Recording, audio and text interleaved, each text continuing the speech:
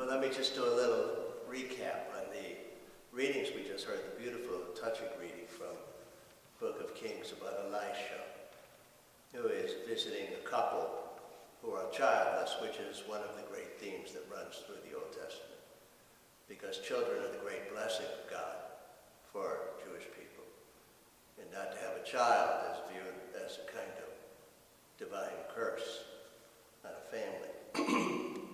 So this woman and her husband are showing hospitality to this traveling prophet, Elisha, the prophet who succeeded Elijah. And they provide for him when he comes their way. And she even says to her husband, let's set up a little guest room for him, so when he comes this way, he can rest.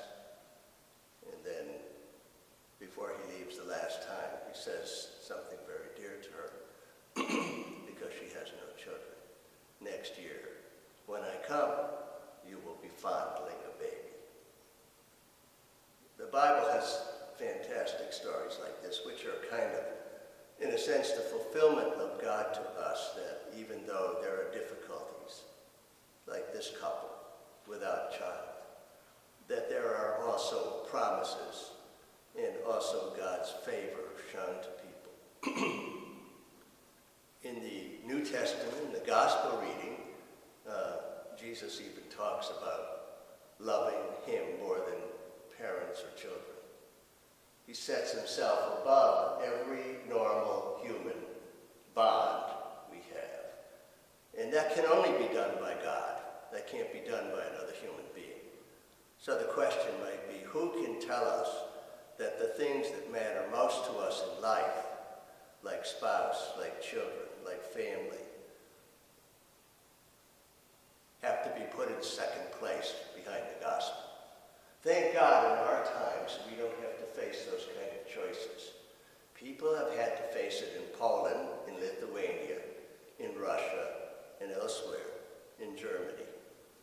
We don't have to face that in the United States. And coming up on the 4th of July, our national holiday, we can be very happy that the founding fathers of our country did not place a burden upon us between family and faith.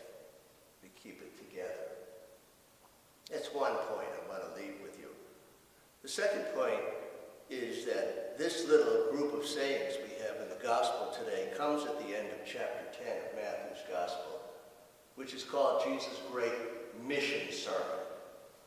By mission sermon, I mean he gathers the 12 disciples, sometimes they're called apostles, 12 of them, and gives them marching orders.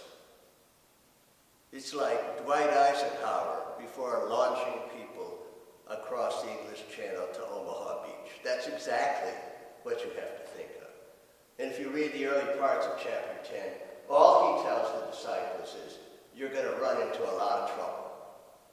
But you have to have the courage and the hope and the fortitude and the belief in God to carry on despite that. That's really the theme.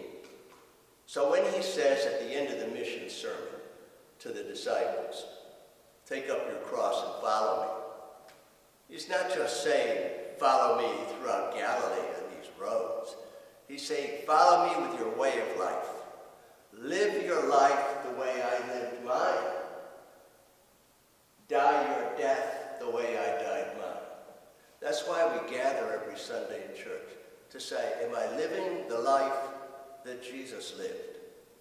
As I listen to his words, as I listen to the gospel, as I think about it, what am I called to do? What is my calling, no matter what it might be, to live more faithfully the life of Jesus, to walk more faithfully as he would have us walk, to die a death worthy of him.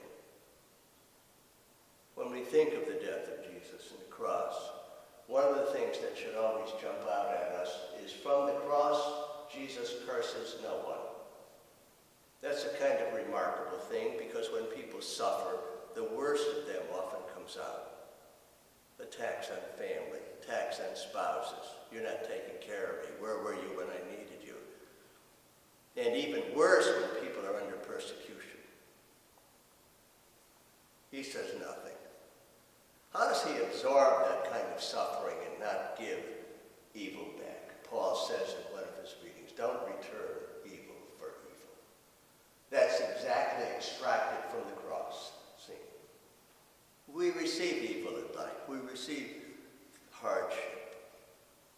Jesus says, carry the cross.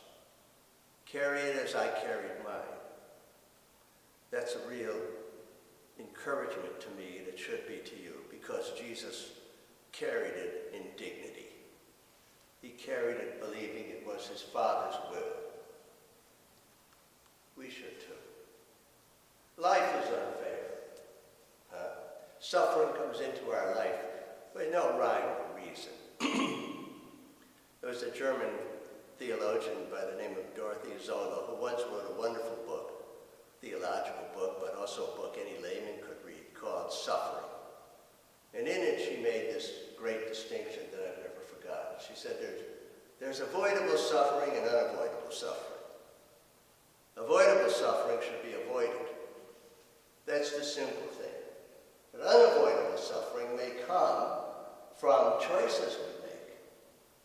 It may not be the unavoidable suffering of somebody getting a disease, but the unavoidable suffering that comes with falling in love, with having a child who's got difficulties, the unavoidable suffering that comes with keeping promises, the unavoidable suffering that comes with following Christ, although all your friends think you're betraying them. This kind of doctrine of unavoidable suffering, all of us have to decide where it is for us, where it is in our life. But these Gospels of Jesus, this mission sermon, sound to me in certain places like Winston Churchill in 1940. All I have to offer you are toil, blood, tears, and sweat. That's all I have to offer. In the mission sermon, Jesus doesn't promise success. He doesn't say the outcome is going to be great. Just buckle down and give it your best. Doesn't happen like that. And we have no right as Christians to demand that the Lord meet our expectations of happiness in this world. We have one calling: to be a disciple, to live as we